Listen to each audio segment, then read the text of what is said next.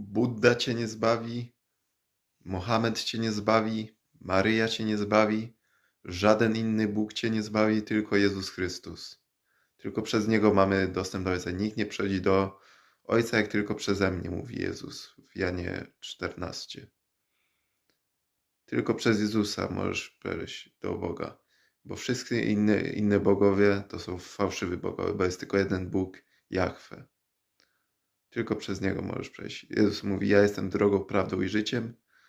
Nikt nie przychodzi do Ojca, jak tylko przeze mnie. Więc nie dajcie się zwieść. Ktoś wam mówi, że ja wierzę i w Jezusa, i w Buddę. Jednocześnie nie możesz służyć dwóm panom, bo albo jednego nienawidzisz, albo drugiego kochasz. Nie możesz służyć dwóm panom. Nie możesz pić z kielicha demonów i z kielicha Boga. Do następnego. Polubiuj, żeby więcej ludzi widziało. Alleluja. Amen.